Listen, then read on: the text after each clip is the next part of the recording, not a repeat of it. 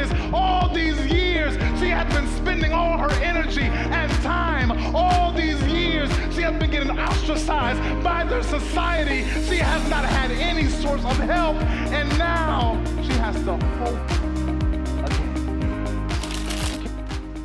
How many people go to a doctor's visit expecting to come out worse than when you went in? How many people elects for surgery expecting to die on the table?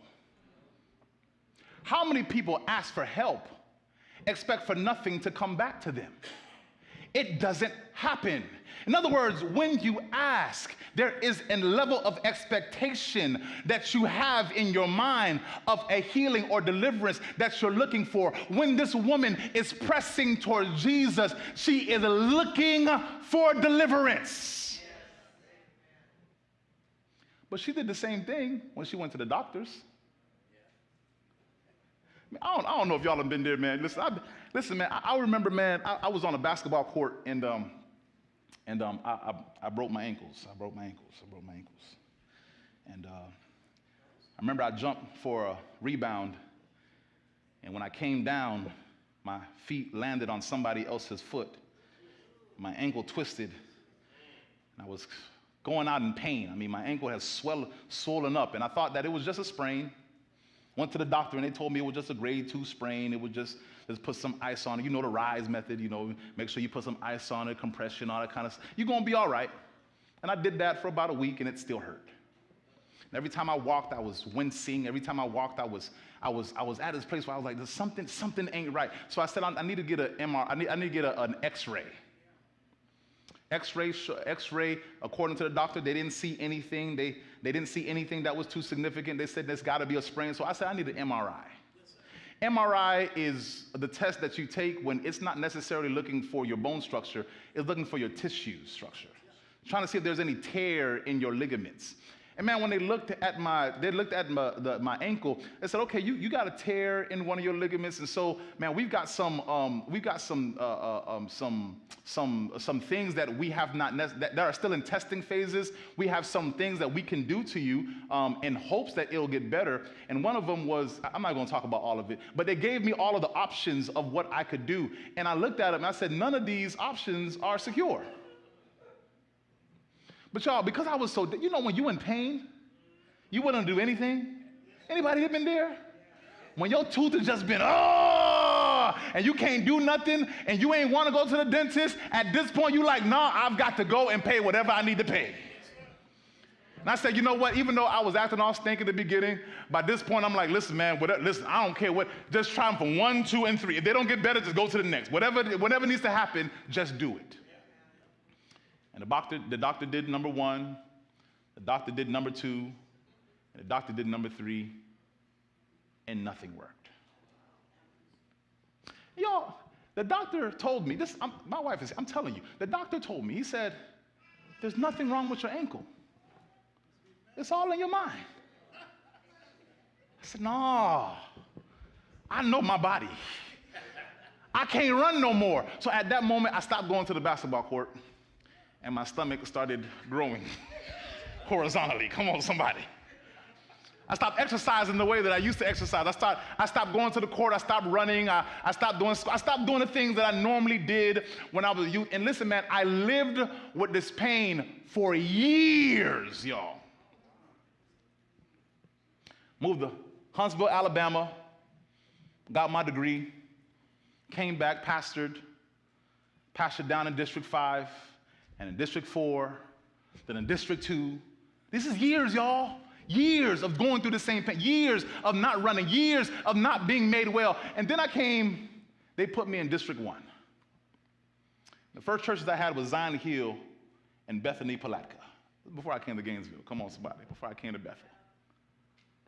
And y'all, when I came here, the first thing my wife said is that there's a pretty good orthopedic program at UF Health. Why don't you try them out? Y'all, can I tell you what my initial answer was? What for?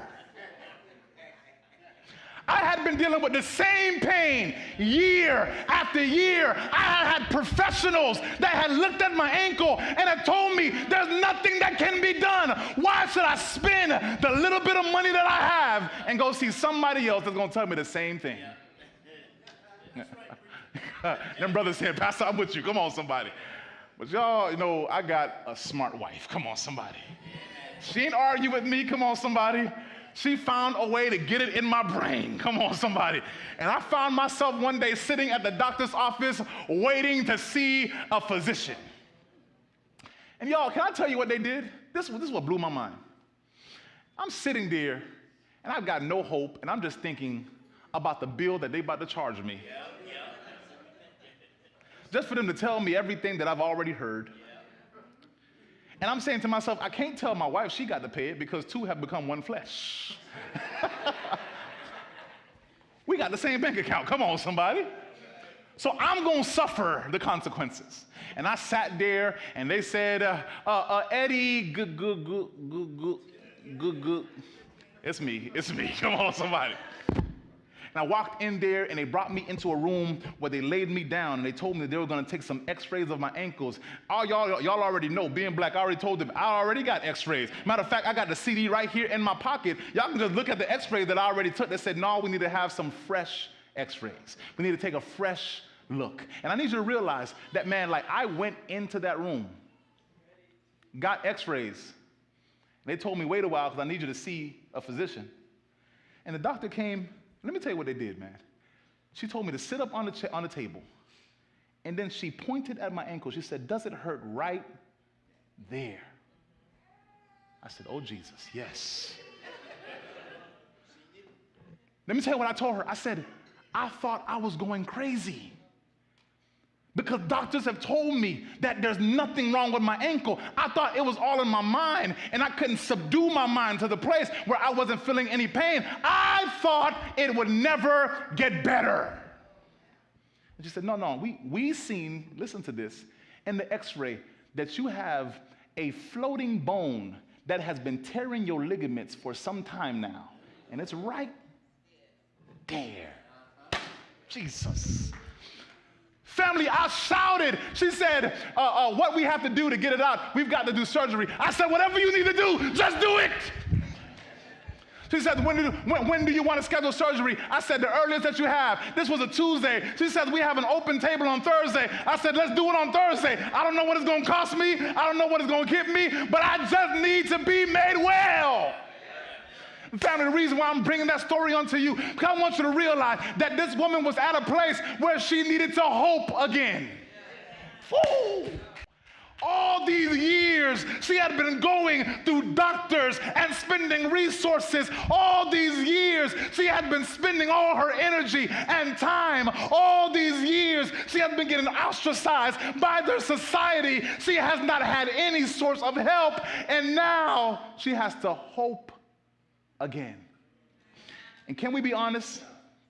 Sometimes it's hard to hope again because we believe that we're going to be disappointed again. Sometimes the reason why we're not, I know about this Jesus, I know about what he's, but I don't know if I should really give him everything, because what if I give him everything and my life still stays the same? It's real talk, family. But she had to hope again.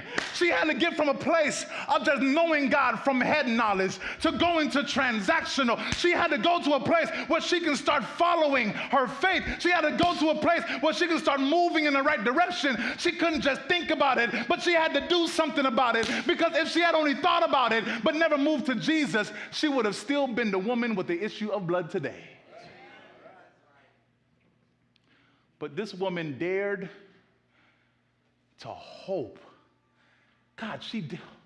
I know somebody on the side of my voice, you're listening to me. You're like, Pastor, that's me. God, you talking about me right now. She dared to hope again. She dared to believe again. She dared to put her faith and her trust in the same God. It's not like she ain't never prayed before. It's not like she never came down the altar before. It's not like she never hoped before. But this time, God was calling her to do something different. He was calling her to hope even in the midst of her circumstances. And y'all, can I just tell you why her hope was dangerous? Because it's not just that it would send her down a path of depression, but for those of you who are Bible scholars, I'm done, you can start praying for me here. For those of you who are Bible scholars, you'll know that because this woman has been bleeding for 12 long years, she is ceremonially unclean, which means that she cannot be within a certain vicinity of anyone, and she good and well can't touch nobody. Because if she had the audacity to touch somebody who was clean, not only would they become unclean, but she would be liable for death. In other words, the moment she touched Jesus, the people could have stepped back, picked up stones, and killed her right there.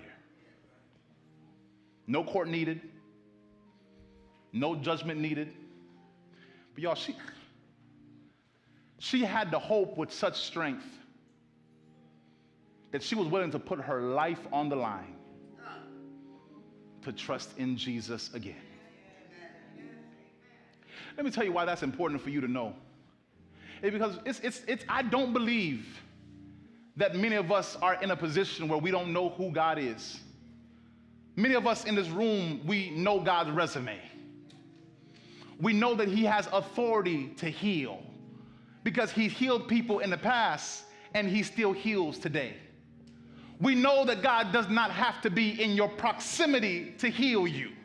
We know that he has the power to exorcise demons because he's done it then and he still does it today. We know that God is a God who is no respecter of persons. In other words, he does not discriminate on who he heals. We know how good God is.